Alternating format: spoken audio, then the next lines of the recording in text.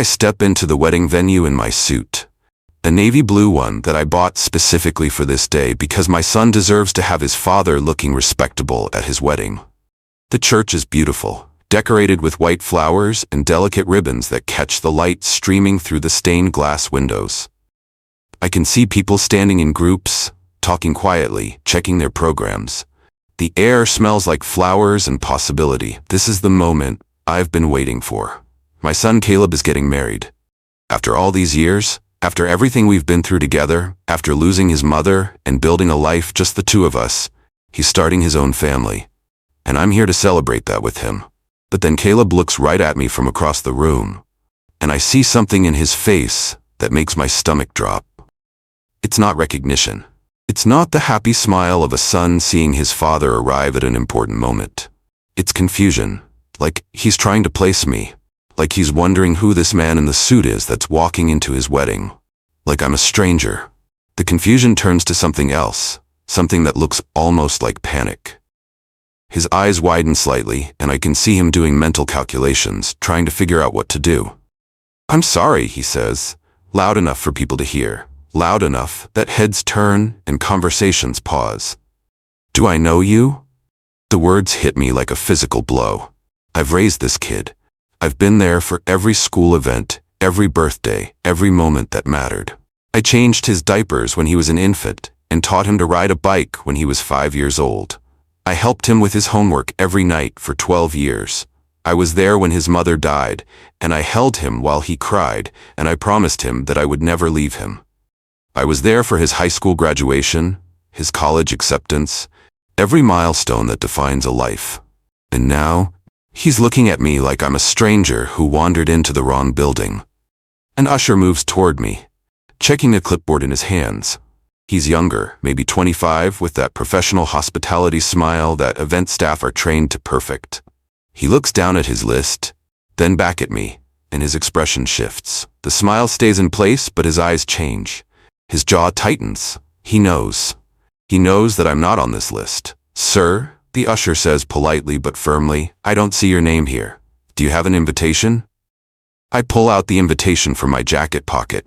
It's cream-colored, with Caleb's name and his fiancée's name, Sierra, printed in elegant script. The date, time, and location are clear. This is definitely the right place. This is definitely the right day. I hand it to the usher, and he examines it carefully, turning it over, checking the details. "This is an older invitation," he says carefully, like he's trying to be diplomatic. "The guest list was updated. You're not on the current one. I'm going to need to check with the coordinator." I look around the church, trying to figure out what's happening. I'm trying to understand how it's possible that my invitation isn't valid. I'm trying to process the reality that my own son just pretended not to know me in front of a room full of people. I'm trying to figure out if this is some kind of mistake or if this is something worse. That's when I see her. Lorna. She's the bride's mother, Sierra's mother specifically, and she's standing near the back of the church with her arms crossed.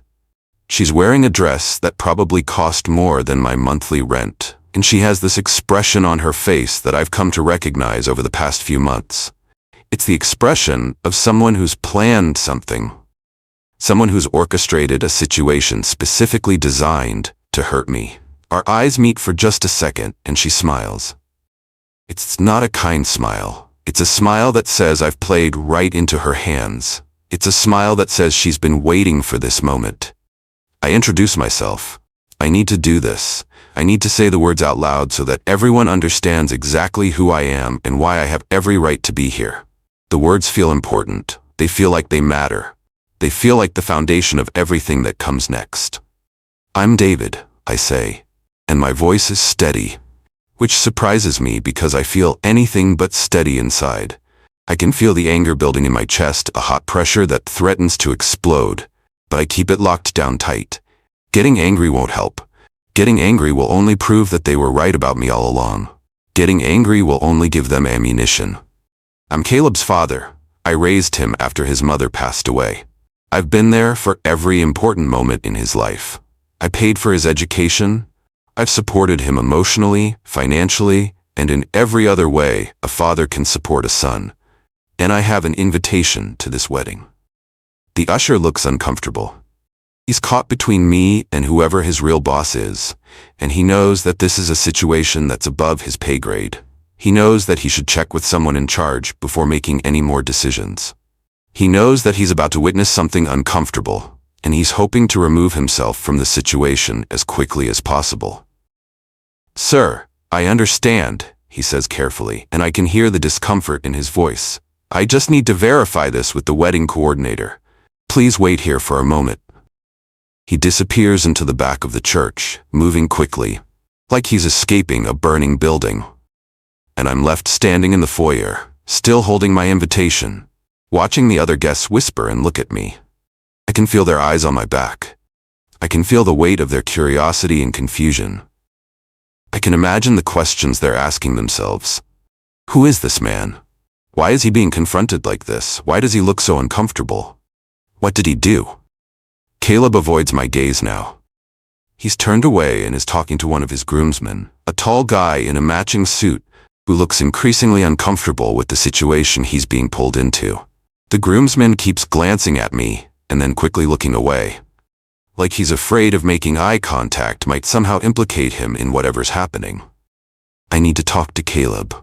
I need to understand what's going on. I approach him again, moving slowly, trying to look non-threatening. The groomsman sees me coming and excuses himself, muttering something about needing to check on the flowers. He practically runs away, and I'm left standing with my son. "Son," I say quietly, and the word feels heavy in my mouth. "What's going on? Why did you say you didn't know me? Why are you acting like I'm a stranger?" Caleb looks at me, and his face is a mix of emotions. Fear, embarrassment, sadness, anger. All of it at once. It's like watching someone being torn apart from the inside. "Please," he says, and his voice is tight, strained, like the words are being pulled out of him against his will. "I'm sorry, but I need you to not cause trouble. Not today. This is the most important day of my life, and I can't have any drama. I can't have any conflict. I just need you to not be here."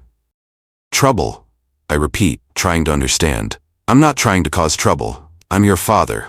I'm here to see you get married. I'm here to support you and celebrate this day with you. How is that trouble?"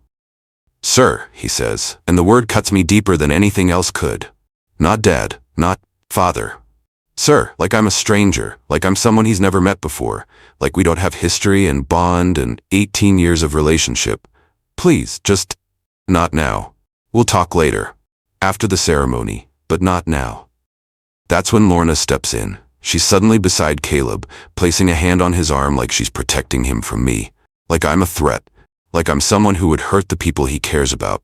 The gesture makes my blood boil, but I keep my expression neutral. "He doesn't want you here," Lorna says, looking directly at me. Her voice is calm and controlled, which is somehow worse than if she'd yelled. Yelling is honest. Yelling is emotional. But this calm, measured voice sounds like the voice of someone who's won, and she knows she's won. Respect that. I look at Caleb to see if he'll contradict her. I look at my son to see if he'll stand up for me. But he just looks away. He looks at the ground. He looks anywhere except at me. And that's when I know that something very wrong is happening here.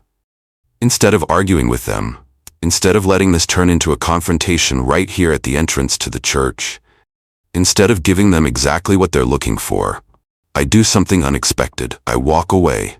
I walk past them, deeper into the church, and I make a decision that I realize might be the most important decision of this entire day.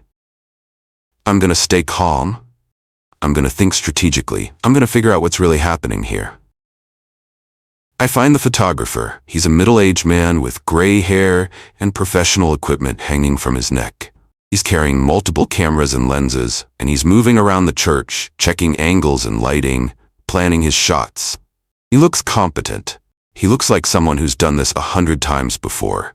He has the air of someone who understands the importance of his job, who takes his work seriously. I approach him slowly, carefully, trying not to startle him. I speak in a quiet voice, the kind of voice you use when you're trying not to scare someone or give them the impression that something is wrong.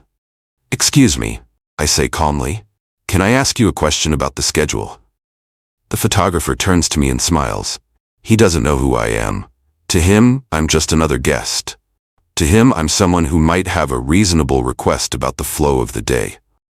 His smile is genuine, professional, open. Of course, he says. What can I help you with? I take a moment to collect my thoughts. I need to phrase this carefully. I need to make it sound like a reasonable request, like something that would benefit everyone, like something that would help the flow of the day rather than hinder it. I was wondering if we could do the parents' photo first, I say, speaking carefully, before the ceremony gets into full swing, and before everything gets crazy with the reception and the dancing. It might help the flow of the day if we get that taken care of early. You know, when everyone's still fresh and not tired from standing and taking pictures all day. It's a simple request. It's the kind of request that a wedding guest might make. It's the kind of thing that seems reasonable and helpful and like something that would make the photographer's job easier, not harder. The photographer considers this for a moment, nodding slowly as he thinks about it. That should be fine, he says, nodding. Let me just check the list to see what we have scheduled for parents' photos. He flips through a printed schedule, the shot list that the wedding planner gave him. He's checking to see if a parent's photo is even supposed to happen, if there's time for it, if it's part of the plan. I watch his face carefully, trying to read his expression. I'm trying to figure out what he's seeing on that list. He says, and there's something confused in his voice. There's only one parent listed here. The words hit me like a physical punch. One parent? What does that mean? Caleb has two parents. He has me and, well, his mother passed away years ago, so technically he only has one living parent. But that parent is me. There is no one else. One parent? I repeat, trying to keep my voice level. What do you mean? Caleb has two parents. He has me and... But as I'm saying the words, I realize that I don't actually know who else would be listed. I know that Caleb's mother passed away when he was young. I know that I've been his only parent for most of his life. I know that I've raised him alone, worked my job, put him through school, supported him through every challenge and every triumph. So who would the other parent be? Who could possibly be listed as a parent of my son in this wedding? The photographer looks at his list again, reading off a name with the kind of uncertainty that suggests he doesn't understand the significance of what he's reading. It says here, Grant Richards. Is that a family member? Grant Richards. The name lands like a bomb.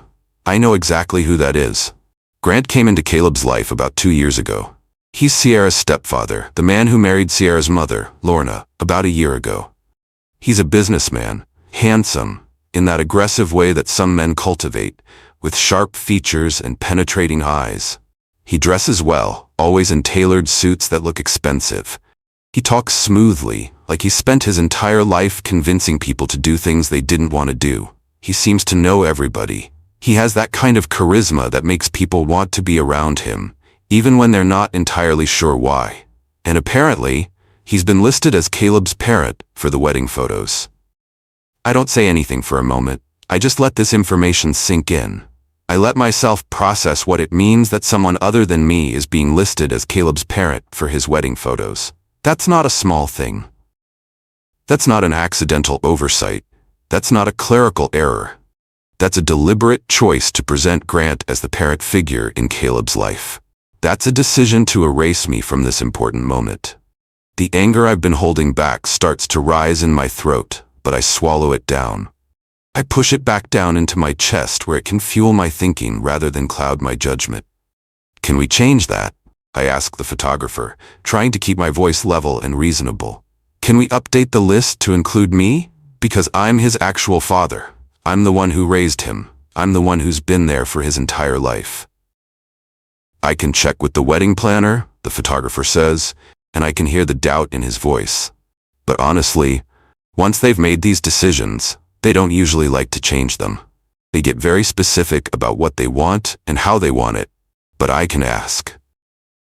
Before the photographer can walk away, before I can respond, I see Grant arrive. He walks into the church with the kind of confidence that comes from not having any doubt about your place in the world. He's wearing a tailored suit that looks like it cost $1,000 or more. His hair is perfectly styled. His smile is perfect. He looks like a man who's never been told no in his entire life. He looks like a man who gets what he wants and doesn't worry about the consequences. He sees Caleb and approaches him immediately, placing a hand on his shoulder like they're old friends, like they're close, like they're family. They shake hands and exchange some words that I can't quite hear from where I'm standing, but I can see Caleb's face.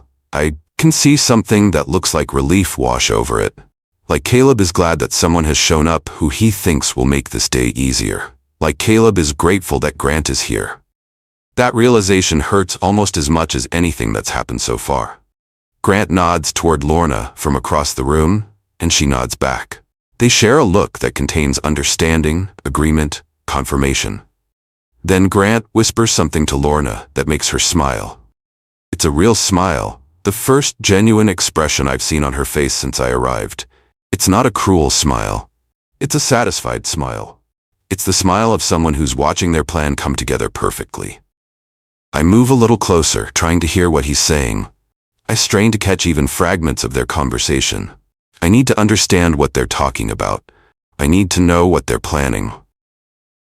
Once we get the photo, Grant says quietly to Lorna, his voice low so that most people can't hear him, we're set. After that, he'll just be a guest like everyone else.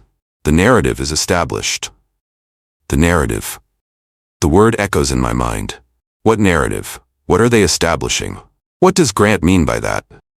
I stand there in my suit, watching my son get comfortable with a man who isn't his father, watching my son seem relieved that this other man is here. And I make a decision. I decide that I'm going to stay calm. I'm going to stay professional. I'm going to get through this day without losing my mind. I'm going to figure out what's really happening here and why. But I'm also going to fight for my son. I'm going to figure out what's really going on, and I'm going to stop it. The ceremony starts, and I'm seated in the back corner of the church near the kitchen doors. This is not where a parent sits at a wedding. This is not where someone important or honored sits. This is where you sit when you're barely welcome. This is where you sit when you're an afterthought. This is where you sit when the people in charge have decided that you're acceptable but not desirable. This is where you sit when you're a problem they had to tolerate. Grant, meanwhile, is seated up front, in one of the best seats in the house. He's positioned right where he can see everything, right where everyone can see him. Right where he can be photographed as part of all the important moments.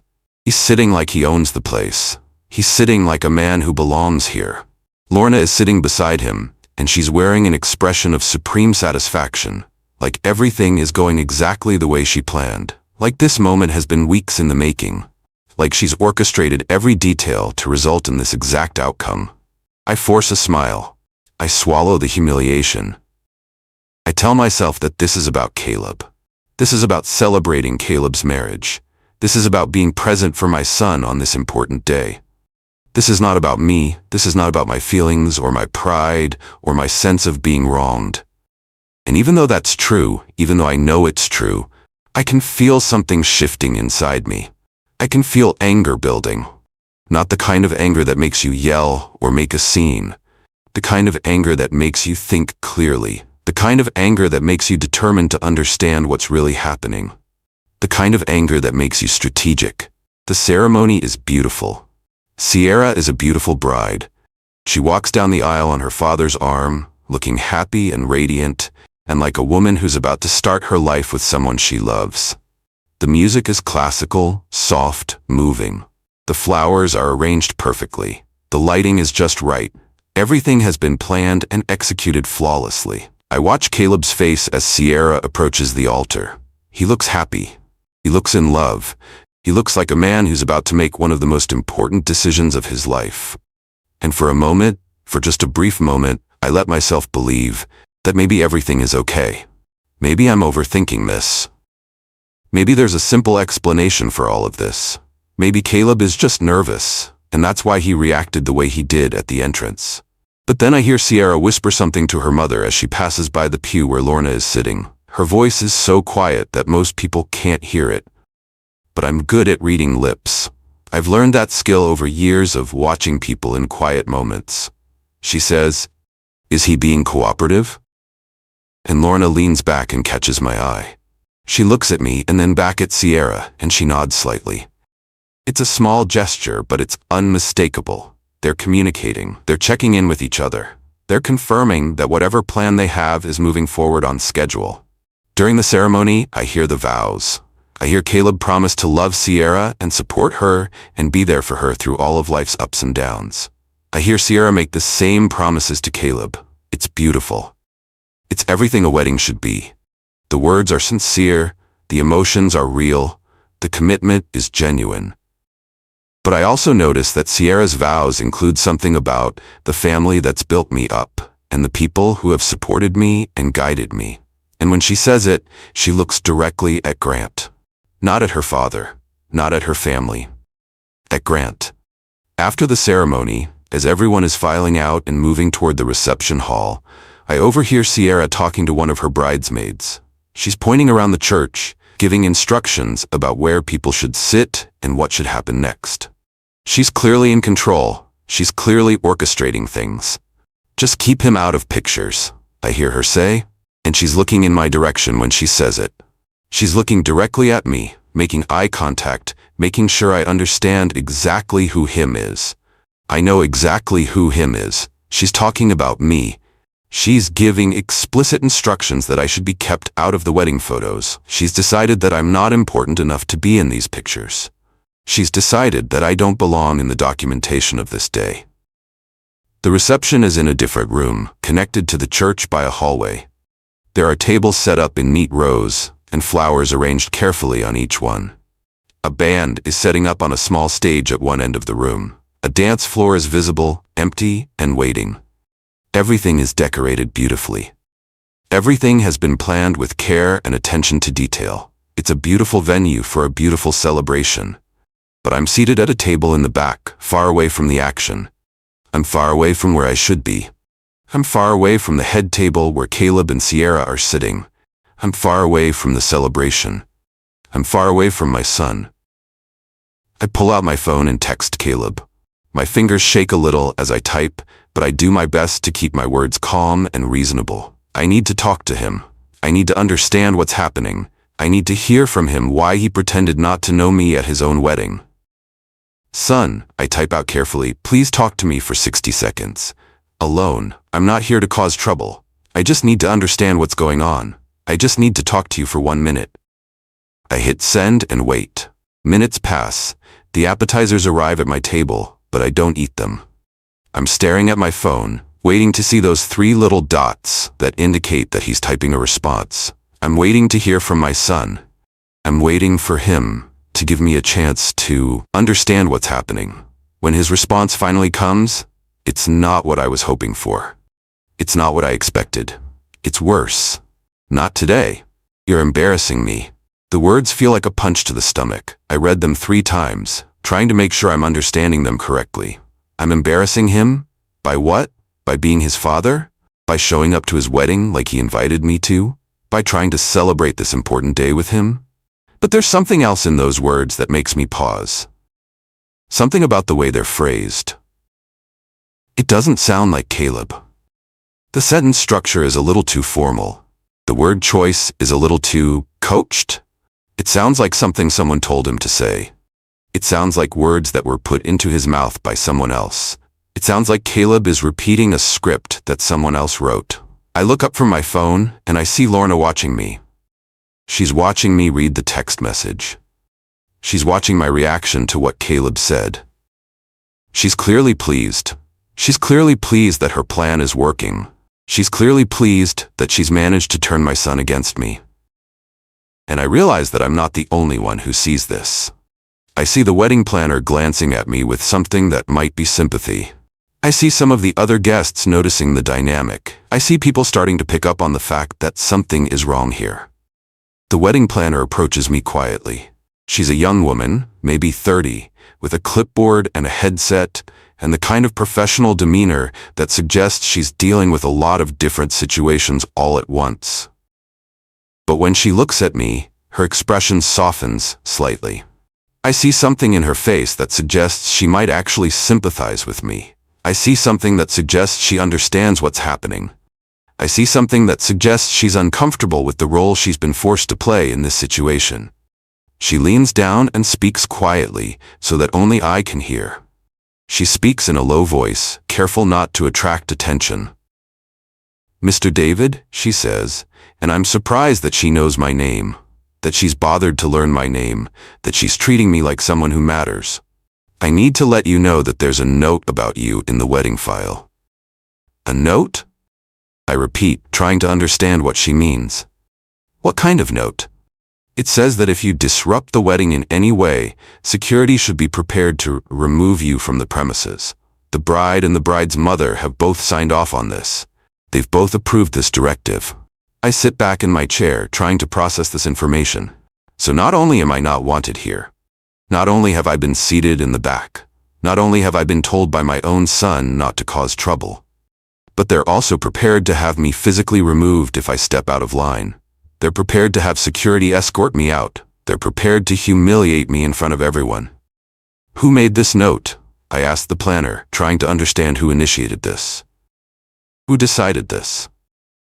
"It came from Sierra," she says quietly. She was very clear about this when she was going over the final details yesterday. She was very emphatic. She wanted to make sure that if you tried to do anything, that if you tried to cause any kind of scene, that there would be consequences. Sierra. Not Caleb, not my son. His bride. The woman he just promised to spend the rest of his life with has decided that I need to be removed if I cause trouble. She's decided that I'm a threat. She's decided that I'm a problem. "I don't plan to cause any trouble," I tell the planner, and I can hear the sadness in my own voice. "I just came to celebrate my son's wedding." "I believe you," she says, and I can hear sincerity in her voice. She believes me. But that doesn't change the situation. That doesn't change the fact that they're prepared to have me removed. That doesn't change the fact that my son's bride has deemed me a threat. She walks away, and I'm left alone at my table with this new information settling over me like a heavy blanket. They're planning to remove me. They've made provisions for my removal. They've thought about this situation and decided that I need to be escorted out if necessary. I need air. I need to think. I need to process what's happening without being surrounded by people who are clearly orchestrating something against me. I need to understand what's really going on here. I step outside. The back of the church has a small garden area, quiet and peaceful. There are benches and flowers and a small fountain in the center. The sun is starting to set, creating long shadows across the ground. The air is cool and clean. I sit on a bench and try to steady my breathing. I'm angry. I'm hurt. I'm confused. But I'm also determined. I'm determined to figure out what's really going on here. I'm determined to understand why my son is treating me this way. I'm determined to find out what's happened to make him turn against me. I reach into my jacket pocket and I pull out an old envelope. It's a manila folder, slightly worn, that I've been carrying around for months. Inside are documents, bank statements, tuition payment records, receipts, evidence of all the financial support I've provided for Caleb over the years. Every dollar, every payment, every investment in his future. I open the envelope and look through the papers. I find a specific one. A receipt for a large sum of money that I gave Caleb last year. It was a significant amount. It was money that Caleb specifically asked me for. It was money that he said he needed for an important reason that he wouldn't tell me about. He said it was sensitive. He said it was something he needed to handle privately. I didn't ask questions. I just gave him the money because he's my son and I trust him. I look at the amount on the receipt. $15,000. That's a lot of money. That's the kind of money that could change someone's life. That's the kind of money that someone might do questionable things to protect. That's the kind of money that might be worth lying for. I sit there on the bench, holding this receipt, and I try to figure out what's happening. I hear voices from inside, and one of them is Grant. He's talking loud enough that I can hear him through the open door. He's talking loud enough that I can make out words. He's talking loud enough that I need to know what he's saying. I slip back into the reception quietly, trying to be unobtrusive. I don't want to make a scene. I don't want to give anyone an excuse to have security remove me. But I want to hear what Grant is saying. I want to understand what's happening. He's standing near the head table, near where Caleb and Sierra are sitting. He's holding a champagne glass, and he's tapping it with a fork. The sound is loud and clear, designed to get everyone's attention. The room quiets down slowly. Conversations stop. People turn to look at him. Everyone's eyes are on Grant now. He's smiling like he's about to say something important. He's smiling like he's about to reveal something significant. He's smiling like a man who's about to claim victory. "I want to say a few words," Grant says, and his voice is smooth and practiced. He's clearly done this before. He's clearly comfortable being the center of attention. When I came into Caleb's life, I could see that he was a young man with a lot of potential. I could see that he had been left to fend for himself in many ways. I could see an opportunity to help shape that potential, to help him become the man he is today, to help him understand what it means to have a father figure in his life. My hands start shaking. I'm trying to keep my composure, but I can feel the anger rising in my throat. Father figure? Grant? Grant is not Caleb's father. Grant is not Caleb's father figure. I am. I've been Caleb's father for his entire life. I've been his father figure since the moment he was born. I'm proud to say that I was able to help Caleb with his education, Grant continues, and his voice is getting louder, more confident. He's clearly enjoying this moment. He's clearly enjoying being the one who's providing, the one who's helping, the one who's making a difference. I paid for his college. I made sure he had the resources he needed to succeed. I made sure he had the financial support to pursue his dreams, and I'm proud of the man he's become. People are clapping. They're applauding Grant for his generosity. They're congratulating him on his contributions to Caleb's life. They're treating him like he's a savior. They're treating him like he's the one who made my son into who he is. And I'm sitting in the back, watching it happen, watching my son accept these compliments without correcting Grant, without saying anything, without defending me, without telling the truth. My chest feels tight, but I'm still keeping my composure. I'm still staying calm. I'm still thinking clearly. I'm still trying to understand what's really happening here. Grant raises his glass. The room goes quiet again. Everyone is waiting to hear what he's going to say next. Everyone is waiting for the big revelation. And today, he says, his smile getting even bigger, I'm even prouder to say that we're gifting Caleb and Sierra a down payment on their first home together. $20,000. Because that's what families do. That's how we support the people we love. The room erupts in applause. People are standing up. They're cheering for Grant. They're treating him like he's a hero. They're treating him like he's the most generous, wonderful person in the world. Cameras are flashing. People are pulling out their phones to record this moment. This is being documented. This is being shared. This is becoming part of the narrative. But I've frozen in my seat. Because I know where that money is coming from. I know exactly where that down payment is being funded by. I know who actually paid for this. $15,000. That's what I gave Caleb last year. That's what he asked me for. That's what he said he needed for an important reason that he wouldn't tell me about. He was adamant. He said he needed cash. He said he needed it quickly. He said he would pay me back someday. And now Grant is claiming he's giving $20,000 as a down payment. But that extra $5,000 could come from anywhere. It could come from his own money. It could come from a legitimate source. But it could also come from somewhere else. What if Grant didn't give Caleb any money at all? What if Caleb used my money?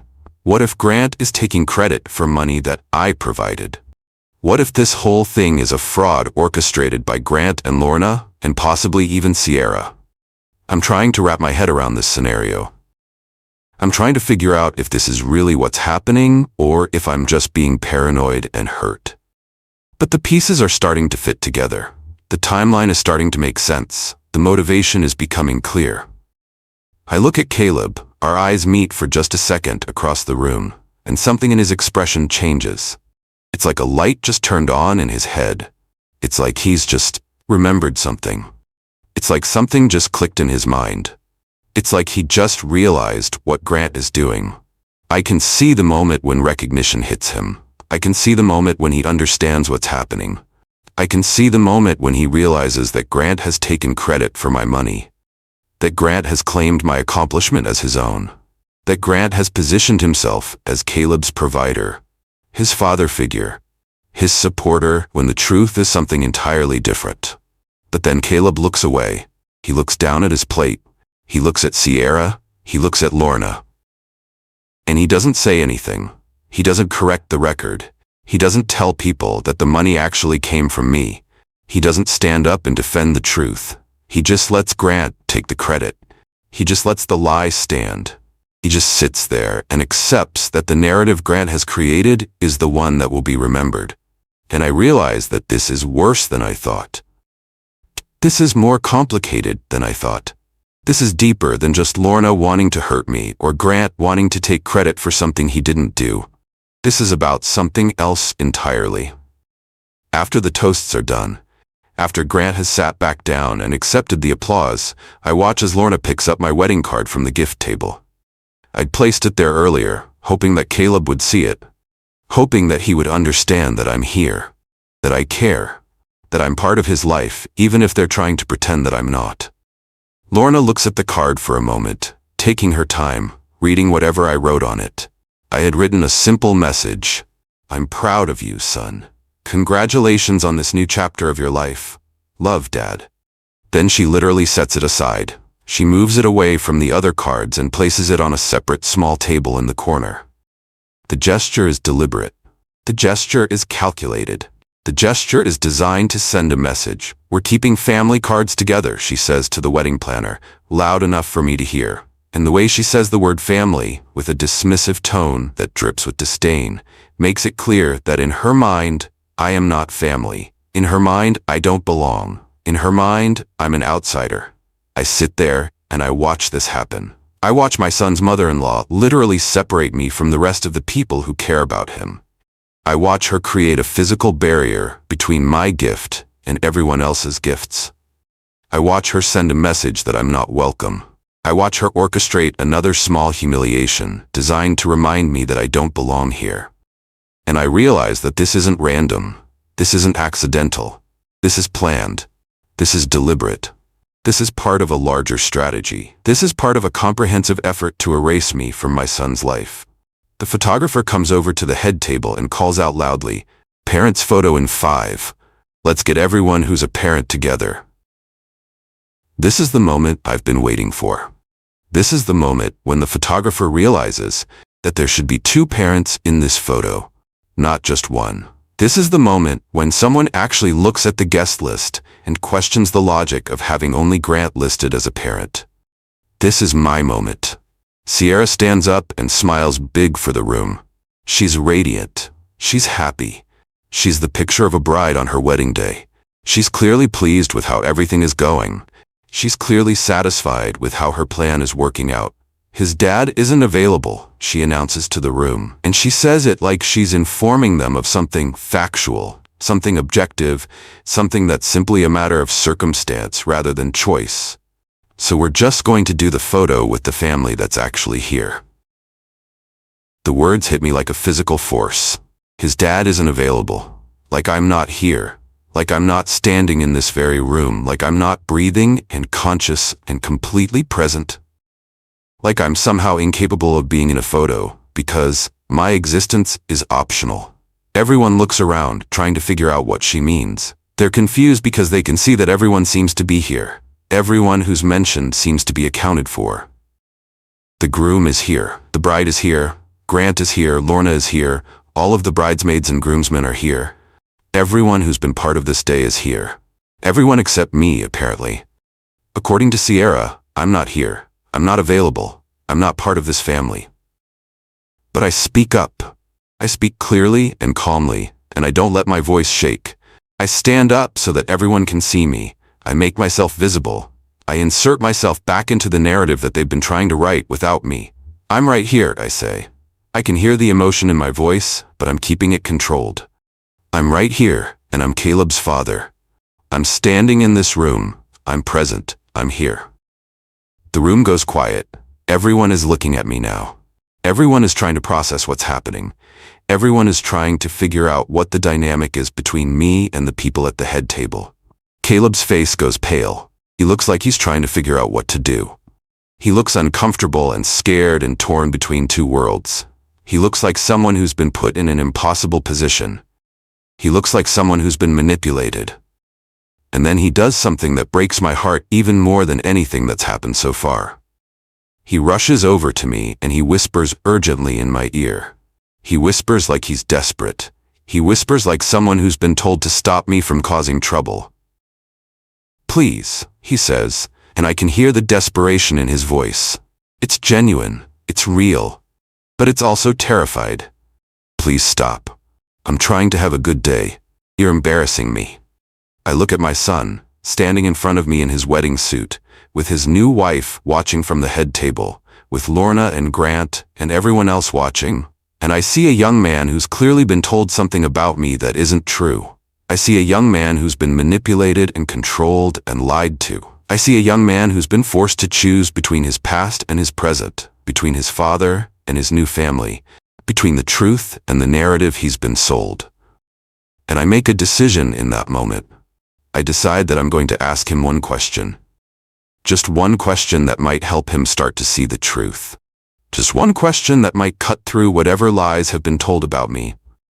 "Caleb," I say quietly, so that only he can hear, so that only he understands that this is a conversation between a father and a son and no one else. "Who told you that I abandoned you?" He freezes. For a moment, he doesn't move. He doesn't respond. He just stands there, staring at me like I've said something shocking. Like I've said something that's cut through whatever narrative he's been sold. Like I've said something that doesn't match up with whatever story he's been told.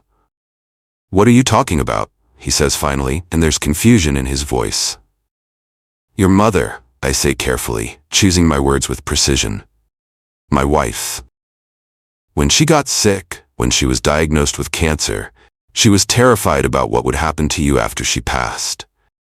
And I promised her that I would take care of you. I promised her that I would never leave you. I promised her that I would be there for you, for the rest of your life.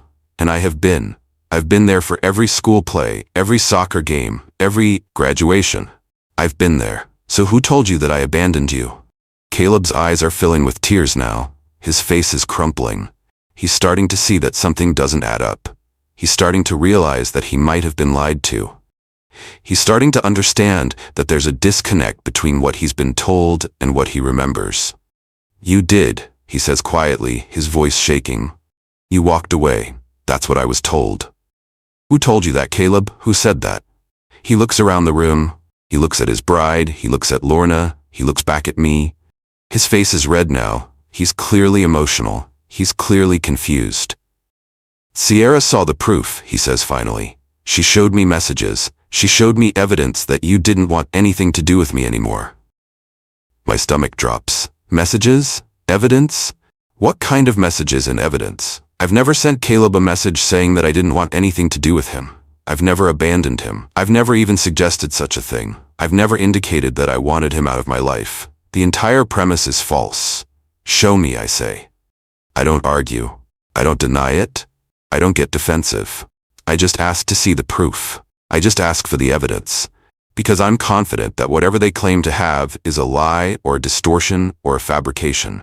Show me these messages. Show me this evidence. Because I promise you, Caleb, I never said any such thing. I would never say such a thing. I would never feel such a thing. Sierra's smile flickers. She's been standing nearby, watching this exchange, and now that I've directly asked to see the proof, something in her demeanor changes. She looks uncomfortable. She looks like she's been caught in something. She looks like someone whose plan is starting to fall apart. Lorna jumps in immediately. She can see that the situation is getting out of control. She can see that Caleb is questioning the narrative he's been given. "Not now," she snaps. "This is not the time or the place for this conversation." "I think it is the time and place," I say calmly. I'm staying rational. I'm staying focused. I'm not letting emotion take over my responses. I think it's time for Caleb to see whatever proof supposedly exists that I abandoned him. I think it's time for the truth to come out. I think it's time for Caleb to understand what's really happened here. Grant steps closer, inserting himself into the conversation. He's clearly uncomfortable with the direction this is taking. He's clearly worried about something. He's clearly concerned that his plan is unraveling. "You're not entitled to anything," he says to me, his voice cold and hard. "Not to Caleb's time, not to explanations, nothing. You need to leave." I look at Grant. I look at this man who's taken credit for paying for my son's college. I look at this man who's been positioned as the father figure in my son's life. I look at this man who's clearly orchestrating something against me. And I realize that he's the one who's scared. He's the one who has something to lose if the truth comes out. He's the one whose house of cards is about to collapse. "Actually," I say, still remaining calm, still thinking clearly, still refusing to let emotion control my actions, "I think I'll stay. I think Caleb deserves to see what he's been shown. Because if it really exists, if it really proves what you've told him, then I have nothing to worry about. If the evidence is as clear as you claim, then showing it to me won't hurt anything. It will only confirm what you've been saying." Sierra reaches for Caleb's arm, trying to pull him away from me. She's trying to separate him from me. She's trying to prevent this conversation from continuing. But Caleb resists. He gently pulls his arm away. He's starting to think for himself now. He's starting to question what he's been told. He's starting to realize that there's something wrong with the narrative he's been sold. "I want to see," Caleb says. "If he's as bad as you've said, then I want to see the proof. Because I have memories. I have memories of him being there for me. I have memories of him supporting me. I have memories of him loving me. And I need to reconcile those memories with whatever you've shown me. I need to understand how both things can be true." Sierra looks panicked. Lorna looks angry. Grant looks like he's about to say something, but I interrupt him. "Actually," I say, reaching into my jacket pocket, "before we go looking for any messages or proof, let me show you something. I have documents, financial records, evidence of everything I've done for you, Caleb. Not because I'm trying to throw it in your face or hold it over your head, but because I want you to see the truth. I want you to understand what's really happened here." I pull out the manila folder from my jacket pocket. I hand it to Caleb. Inside are all the records, all the proof of the financial support I've provided, all the evidence that I've been there for him. Caleb opens the folder and starts looking through it. Bank transfers from my account to his account. College tuition payments made in his name. Receipts for everything I've paid for. Documentation of every investment I've made in his future. And then he finds the receipt for the $15,000. His face goes white. He's processing what he's seeing. He's understanding what it means. He's realizing that his new wife and her mother have lied to him. He's realizing that they've taken my money and claimed it as Grant's. He's realizing that he's been deceived. The photographer is still standing nearby, and he leans over to me and says something quietly. He says it in a way that suggests he's been watching this situation unfold and he's been taking mental notes. He says it because he understands that I need to know what's happening behind the scenes. "Sir," he says softly, "they're panicking. They keep changing the list. First it was just Grant in the parents' photos. Then they added someone else. Then they kept giving me different instructions about what to shoot and what not to shoot. It's been changing constantly." He pauses for a moment, giving me time to process what he's saying.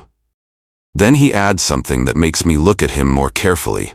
Something that makes me understand that there's more going on here than just a family drama at a wedding. Also, that suited stranger that Lorna keeps talking to? She keeps asking him about contracts. She keeps asking him about documents. I've been trying to stay out of it, but I've overheard some of their conversation. I'm not sure who he is, but he doesn't look like a regular wedding guest. He looks like someone who's here on business. Contracts? At a wedding? Why would Lorna be asking about contracts at her daughter's wedding? Why would she be discussing documents with a stranger? What kind of business would be happening at a wedding reception? I look across the room and I see the man the photographer is talking about. He's in his 50s, wearing an expensive suit, and he's taking notes on a small pad of paper. He's watching Grant intently, like Grant is a client or a business partner. He's studying Grant like he's evaluating him. He's observing Grant like he's making a decision about him. This is getting more complicated. This is getting deeper than just a family drama at a wedding. This is clearly about something else entirely. I take a step back from Caleb and Lorna and Sierra for a moment. I need to think about this. I need to process what's happening. I need to figure out what the stranger in the suit is doing here and what contracts Lorna is discussing with him. I ask the wedding planner quietly, making sure that no one else can hear me. Excuse me, who is that man over there? The one in the suit who's been talking to Lorna? The one who's been taking notes? The wedding planner looks over at the man and her expression becomes confused. She's clearly thinking about this question, trying to remember who he is and why he's here. I'm not entirely sure, she says finally, and there's uncertainty in her voice. I think he's a vendor? Maybe someone from the catering company? But honestly, I don't know. Lorna said something about him being important and she asked me to include him in the guest list as a favor, but I don't actually know what his business is. I don't actually know why he's here. A vendor? At a wedding? I repeat. That doesn't make much sense. Vendors don't usually attend the reception. They're usually behind the scenes. They're not mingling with guests and taking notes and acting like they're conducting business. No, she agrees. It doesn't. You're right. I found it strange too, but I didn't want to make a fuss. Lorna seemed to think it was important, and I didn't want to create conflict with the bride's mother. I watch as the stranger shakes Lorna's hand like a business partner, like they're closing a deal, like they've successfully completed a transaction, like something important has just been agreed upon. I start to understand what's happening here. I start to see the pieces coming together. I start to see the larger picture that I've been missing. This isn't just about hurting me. This isn't just about preventing me from being part of Caleb's wedding. This isn't just about Grant wanting to take credit for something he didn't do. This is about something bigger. This is about money. This is about business. This is about some kind of deal that's being made using my son as the foundation. This is about my son being used as a prop in some kind of business arrangement. The parents' photo isn't sentimental. It's not about capturing a nice family moment. It's staged. It's designed to create a specific image. It's designed to make Grant look like Caleb's father to someone watching. Someone like that stranger in the suit. Someone who's evaluating Grant. Someone who's making a decision about whether Grant is worthy of being involved in some kind of business opportunity. Why would anyone need to make Grant look like Caleb's father to a complete stranger? Why would anyone need to fabricate a family narrative? Why would anyone need to lie about family relationships? Unless Grant needs the appearance of family stability for some kind of business deal. Unless he needs to present himself as a family man, as someone connected to people, as someone with ties and responsibilities. Unless he needs to demonstrate that he has family relationships, that he has people who depend on him, that he has responsibility. Unless having a son makes him look more legitimate in some business context. Unless presenting himself as having a son makes him more trustworthy to investors or business partners. And Caleb is that son. At least, Caleb is being presented as that son. Caleb is being used as the foundation for Grant's credibility. Caleb is being used as a prop in some kind of business arrangement. I approach the wedding planner again, and I ask her directly to help me figure out who this man is.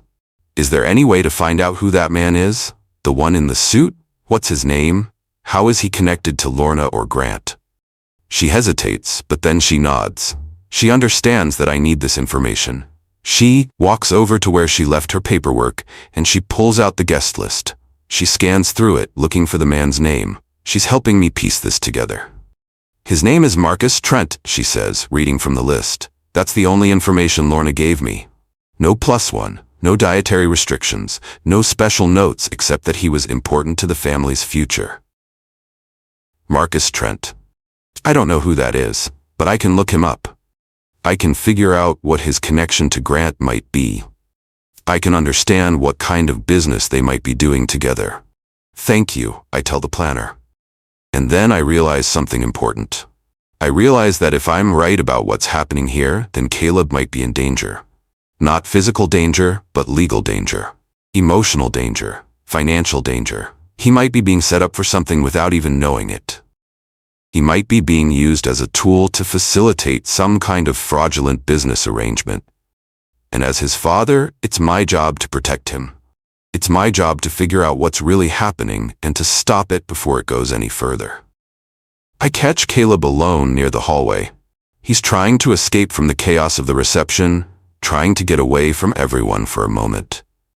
He's trying to process what he's learned about the money, what he's learned about Grant's lies, what he's learned about his new wife's deception. Caleb, I say, approaching him carefully, making sure not to startle him, making sure not to make him feel threatened. I'm not here to fight. I'm here because I love you. And I think something is happening that you don't understand. I think something is being done to you, and you need to know about it. He looks exhausted. He's been married for less than 2 hours, and he already looks like the weight of the world is on his shoulders. He looks like someone who's been carrying a burden without understanding what that burden is or why he's carrying it. They said you'd manipulate me, he says quietly. He's repeating something he's been told. They told me that's what you would do if you got the chance. They said you'd try to turn me against them. Who's they, Caleb? Who said that? Sierra and Lorna. They said you would try to control me using guilt and emotional manipulation. They said you would use our relationship against me. They said you would try to make me feel obligated to you. They said that's what absent fathers do when they show up again. I feel the sting of those words, but I push past it. I focus on the fact that he's repeating something he's been told, something someone else has written for him to say. And do you believe that? I ask. Do you really believe that I'm here to manipulate you? Do you really think that I would show up to your wedding and try to control you? He doesn't answer right away. He just looks at me like he's trying to figure out who I am, like he's trying to reconcile the father he remembers with the person they've told him I am, like he's trying to process 2 completely different versions of reality. I show Caleb the folder, not to use it against him, not to prove that I'm better than Grant or to prove that I've done more for him, but just to show him the truth, just to show him the evidence, just to show him that what he's been told is not aligned with reality. The financial records are all there. The tuition payments, the college fees, the money I've given him for emergencies and rent and food and life, and the receipt for the $15,000 that he asked for last year. Everything is documented. Everything is recorded. Everything is provable. I'm showing you this, I tell him, speaking carefully, making sure he understands my intention, not because I want you to feel guilty. Not because I want you to owe me something, not because I want to hold it over your head, but because you need to see the truth. You need to know what's real and what's not real. You need to understand that what you've been told is not the truth. Caleb is looking through the papers and his face is processing all of this information. He's seeing the evidence of my involvement in his life. He's seeing the proof that I've been there. He's seeing the documentation that contradicts everything he's been told. So why did Grant say he paid? Caleb asks finally. Why did he take credit for this? Why would he stand up in front of everyone and take credit for my father's money? I don't know, I tell him honestly, but I think you need to ask him. I think you need to ask Grant why he's taking credit for money that didn't come from him. I think you need to understand what his motivation is. I think you need to figure out what he's really up to. Lorna storms over, and she forgets to keep her voice low. She forgets to maintain her composed facade. She's angry now, and she's desperate, and that makes her careless. That makes her forget about the audience around her. That makes her forget that other people can hear her. Because it's better for everyone if Grant looks like the provider. She snaps at me. And then she seems to realize that other people can hear her. That she's said something she shouldn't have said. That she's revealed her hand. She tries to recover. She tries to smile. She tries to act like she didn't just say something deeply revealing. But it's too late. Everyone has heard what she said. Everyone has understood what she meant. Everyone in the vicinity has understood that this is not about Caleb. This is about Grant. This is about creating a specific image for some reason. This is about something else entirely. It's better for everyone if Grant looks like the provider. Better for who? Better for Grant? Better for Lorna? Or better for someone else entirely? Better for someone who's evaluating Grant. better for someone who's making a decision about Grant based on his family situation.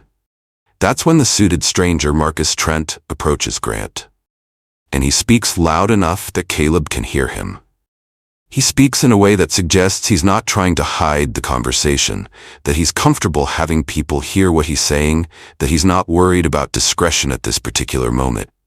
If the family story checks out, Marcus says, and Caleb hears every word, we move forward.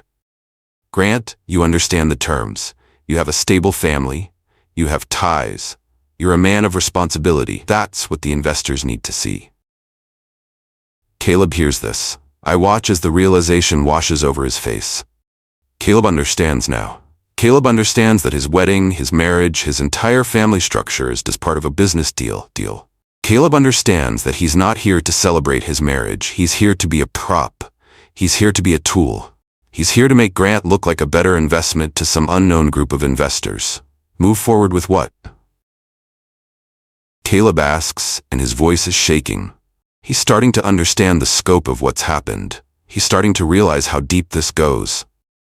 What are you talking about? What do you mean move forward? What investors? Grant is silent for a moment.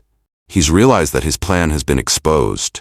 He's realized that the person he's trying to fool has figured out what's happening. He's realized that he's been caught. But Lorna tries to save it. She tries to minimize it. She tries to make it sound like it's nothing important, like it's not a big deal, like Caleb shouldn't be concerned about any of this. It's nothing, she says dismissively, waving her hand like she's shooing away an irritating insect. Just some business opportunities. Nothing that concerns you. Nothing that concerns me? Caleb repeats, and his voice is getting louder. People are starting to notice. People are starting to pay attention. The dynamic of the room is shifting. My wedding is being used as a prop for your business deals, and that doesn't concern me? Grant finally speaks. He admits to something. Not everything, but something.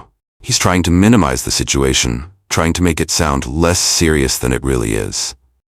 It's a family business opportunity, he says reluctantly, clearly uncomfortable with having to explain himself. We're trying to secure some funding for a venture. The investors wanted to know that I had a stable family situation. That's all this is. That's all any of this is. It's just business. A stable family situation that's built on lies, I say. I'm still calm, but my voice is firm. I'm not yelling, but I'm making sure everyone can hear me. A stable family situation where you've taken credit for money I provided. A stable family situation where Caleb has been deceived about his own father. A stable family situation that required fabricating a family relationship and using my son as a tool. Sierra tries to regain control. She tries to take charge of the situation. She corners Caleb and delivers an ultimatum. She's trying to force him to choose. She's trying to make him understand that there are consequences for taking my side. If you side with him, she says, pointing at me, we're done. Our marriage is over. I won't have my husband betraying me and my mother. I won't have my husband questioning the decisions we've made. I won't have my husband letting his biological father come between us. Lorna nods like a queen giving judgment, like she's supporting her daughter's threat. Like she's endorsing this ultimatum. Caleb looks at Sierra, and he looks at Lorna, and he looks at Grant, and he looks at me. He's trying to process the choice he's being given. He's trying to understand what his options are. He's trying to figure out what path forward looks like. I need to see what I signed, Caleb says finally. I need to know exactly what documents I put my name on. I need to understand what I've agreed to and what it means. They have to produce the paperwork. They don't want to, but they have to. Caleb is demanding to see the documents he signed. Caleb is exercising his right to understand what he's agreed to. And when they do produce the paperwork, when they hand over the documents, it becomes clear what's been happening. It becomes clear what Caleb has been deceived into agreeing to. The documents are not illegal. That's the first thing I notice. They're not doing anything that violates law. They're not asking Caleb to commit fraud or to participate in anything criminal. But they're manipulative. They're deceptive. They're designed to take advantage of someone who didn't read carefully. They're designed to take advantage of someone who was too trusting, too emotional, too caught up in wedding planning to pay attention to what they were signing. Caleb has agreed, in writing, to allow Grant to be presented as his primary supporter in business dealings. He's agreed to let Grant use him as a reference when seeking loans or investment. He's agreed to participate in family photos and family events in a way that supports Grant's narrative. He's agreed to let Grant claim credit for financial support that didn't come from him. In exchange, Grant has promised financial support for Caleb's marriage. That's the arrangement. That's the deal that Caleb made without fully understanding what he was agreeing to. That's the contract that Caleb signed without reading it carefully. "Dad," Caleb says, and it's the first time he's called me that since I arrived. "Did you know about this? Did you know that Grant was going to do this? Did you know that Sierra and Lorna were going to deceive me like this?" "No," I say simply. "And I would never let you be bought. I would never let you sign away your autonomy or your integrity for financial support. That's not what family does. That's not what love means." Grant gets angry. He's been exposed, his plan has been revealed, his scheme has come to light, and he's losing control of the situation. He's losing control of Caleb. He's losing control of the narrative. "You were never his real father anyway," he yells. He's shouting now. He's losing his composure. He's let his mask slip. "You walked away. You abandoned him." The words echo through the reception hall. Everyone hears him. Everyone stops what they're doing and listens. Everyone understands that something important is happening. Everyone realizes that he's lied about something fundamental. I don't respond to his anger with my own anger. I stay calm. I stay focused. I stay true to myself. I stay true to the truth. I never walked away. I say quietly. My voice is calm and steady and firm. I never abandoned him. I was there every single day of his life. I was there when his mother died. I was there when he needed me. I was there to support him. I would never let my son be manipulated or controlled by anyone. That's what being a real father means. The guests have heard Grant's outburst. They've heard him admit that he's lied about something important. They've heard him deny my role in Caleb's life. They've heard him make a claim that contradicts everything they know to be true, and the mood of the reception shifts. People are watching Grant and Lorna now, instead of watching me. People are questioning the narrative they've been told. People are starting to piece together what's really been happening. People are starting to realize that they've been witnessing a deception. People are starting to understand that there's more to this story than what they initially thought. The photographer is standing nearby, and he's been recording. He's captured some of this on video. He's documented what's happening. He's captured the moment when the truth came out. He's captured the moment when Grant lost control. Caleb asks the photographer for the microphone. He's decided that he needs to set the record straight. He's decided that he needs to tell the truth. He's decided that he needs to speak up and claim his narrative for himself. Caleb takes the microphone, and the room goes quiet. Everyone is waiting to hear what he's going to say. Everyone is waiting to see which way this is going to go. Everyone is waiting to see if he's going to choose his new family or his real family. "I need to tell you all the truth," Caleb says, and his voice is steady. He's made a decision. He's committed to it. He's ready to speak. "My father, the man who raised me, who paid for my education, who was there for every important moment in my life, who never abandoned me, is David." The man standing in the back of this room, he's standing right there. I feel something shift inside me. I feel something release. I feel my son coming back to me. "I apologize to him for what I said today," Caleb continues, and there are tears in his eyes. "I apologize for pretending not to know him. I apologize for letting people convince me that he wasn't important. I apologize for allowing myself to be manipulated." He's looking directly at me now. He's speaking to me as much as he's speaking to the room. Everything that Grant claimed he paid for, my father paid for that. He's the one who was there. He's the one who cared. He's the one who supported me, and I let myself be deceived. But I see the truth now. I see what's really happened here. The room erupts. People start applauding. The photographer is capturing it all on camera. The real moment. The honest moment. The moment when truth triumphs over deception. Sierra's face goes pale. She's realized that she's chosen the wrong side. She's realized that her marriage might be over. She's realized that her plan has failed. Lorna is silent. She's been defeated. Her manipulation hasn't worked the way she expected. Her control has slipped through her fingers. Grant is red-faced. He's angry and humiliated and exposed. Caleb tells the photographer, "Parents' photo first, me and my dad." The photographer positions us. Caleb puts his arm around me. We both smile, and the camera flashes. The room applauds. This is the photo that matters.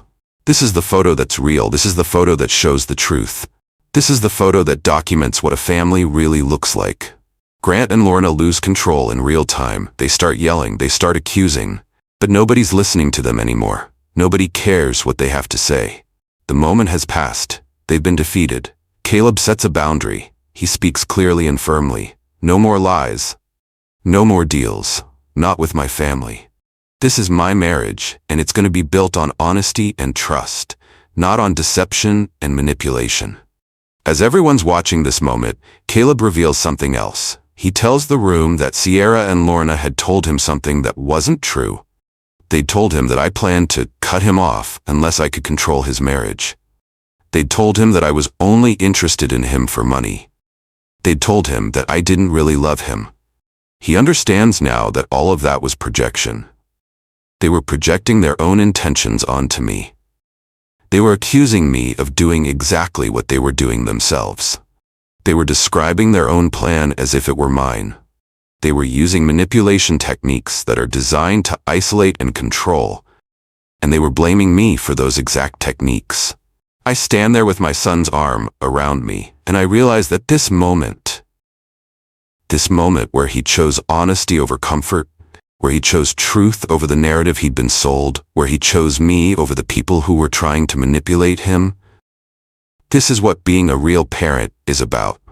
Not controlling your child, not using them for your own purposes, not lying to them about who they are or where they come from, just loving them, just being honest with them, just standing by them when it matters most, just believing in them even when they doubt themselves. I look at my son and I see the man he's become, and I'm proud of him. I'm so incredibly proud of him. Remember, if someone tries to erase you with lies, don't explode. Stay steady. Bring the truth. Let them crumble on their own.